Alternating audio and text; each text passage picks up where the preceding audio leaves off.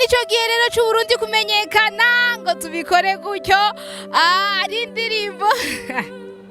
wowe je ndiko ndagutuma ugende kuraba guys je ndiko ndakubwira ati wowe ukoresheje amatwi yawe amaso yawe ni humenya ati ngiye kubatatura gute abona ko hari indirimbo yasohotse jembe langu bamuvugamwo Bface uramwumvamo bavuze umurapere muremure wo mukayanza ninde tuje tuvuga ngo ni Pro yari Bface nta udabusubu burebure kaduva ko muri rya ndirimbo yashoye kumuvugamwo indani abona ko na Bface yagarutse ku rubuga rwiwe aravuga ati nta kingorongoro na kimwe mbona ngo muza murapfukamira abantu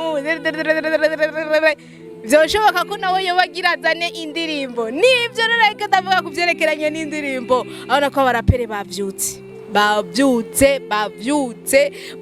baraha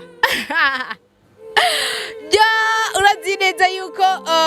mu misi iheze ariyo n'abari bagiye nyene baratarapu mengo ntibahari mugabo urabona yuko bamaze kuza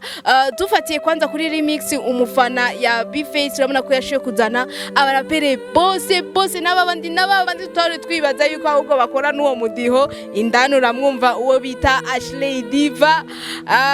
ariko kandi urumva abaririmbyi abantu bagiye barabura ba Small Dog abaririmbyi nyine uvuga ati kumbe hip hop bwabundi gutya ni sawa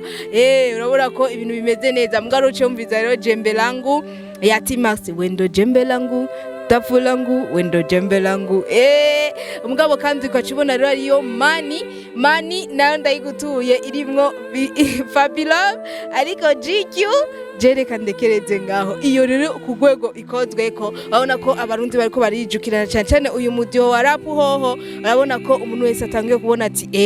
dusangure kuwukora ushobore kuvyuka nizo ndirimbo zashoye gusohoka nyinshi ugerageje kuraba no muri playlist y'indwi iheze abona ko hariho indirimbo za rap